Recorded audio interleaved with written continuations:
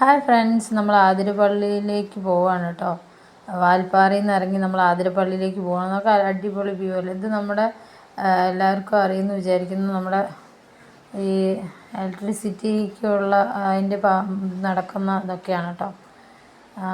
അപ്പോൾ നമ്മൾ അവിടെ നിന്ന് ഇങ്ങനെ യാത്ര തുടങ്ങി. നല്ല ഭംഗിയുണ്ട്.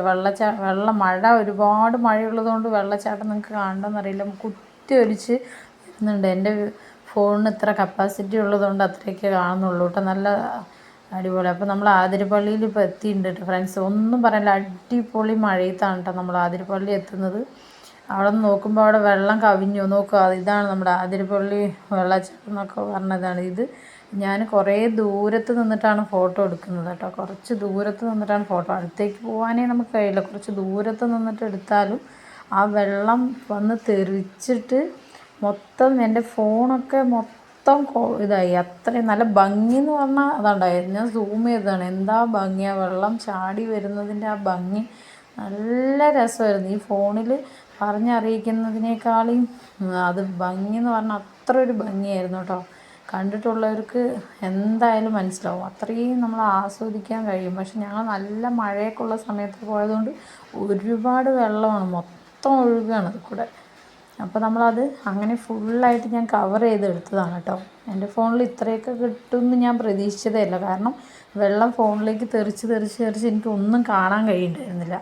അത്രയും ഇതായിരുന്നു. ആളുകളൊക്കെ അങ്ങ് അടുത്തൊക്കെ പോയി നിന്നിട്ട് അവിടെ നിന്ന് നന്നായി കളിക്കണമൊക്കെ ഉണ്ട്. സേഫായിട്ട് തന്നെയാണ് അവിടെ നിൽക്കാനൊക്കെ പറ്റും. അപ്പോൾ അങ്ങനെയൊക്കെ ആയിട്ട് ഇതാവുന്നുണ്ട്. അപ്പോൾ നമ്മളങ്ങനെ അന്ന് രാത്രി നമ്മൾ പുറത്തൊക്കെ പോയി ഫുഡൊക്കെ കഴിച്ചു. അപ്പോൾ ഞങ്ങൾ ഭക്ഷണം കഴിക്കാൻ പോയൊരു സ്ഥലത്തിൻ്റെതാണ് കേട്ടോ. അങ്ങനെ ഭയങ്കരമായിട്ട് എടുത്തിട്ടില്ല. പിന്നെ നമ്മളൊരു വീട്ടിൽ താമസിച്ചു. അവിടെ റംബൂട്ടാനും നല്ല ഇതൊക്കെ ഉണ്ടായിരുന്നു, ഡ്രാഗൺ ഫ്രൂട്ട്സ്, നല്ല ഭംഗിയുള്ള ചെടികളും ഒക്കെ ഉണ്ടായിരുന്നു. അവിടെയാണ് നമ്മൾ രാത്രി സ്റ്റേ ചെയ്തത് കേട്ടോ. അപ്പോൾ ആദ്യം ബബിൾസൊക്കെ മേടിച്ച് കൊടുത്തിട്ടുണ്ടായിരുന്നു. അപ്പോൾ അതിലൊക്കെ കളിച്ചിട്ടിരിക്കുകയാണ്.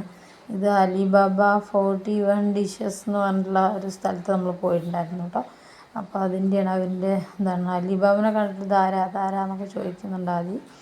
അപ്പോൾ അലിബാബൻ്റെ കയ്യിലൊരു കോട്ട് വെച്ചത് കണ്ടിട്ട് പറയുന്നുണ്ട് കോട്ടുണ്ട്. പിന്നെ നമ്മൾ അവിടെ നിന്ന് മേടിച്ചതാണ് കേട്ടോ റംബൂട്ടാൻ. നമ്മൾ വരുന്ന വഴി, ആതിരപ്പള്ളിയിൽ നിന്ന് വരുന്ന വഴി, ഇതിൻ്റെ പേര് ഞാൻ ജസ്റ്റ് മറന്നുപോയി കേട്ടോ.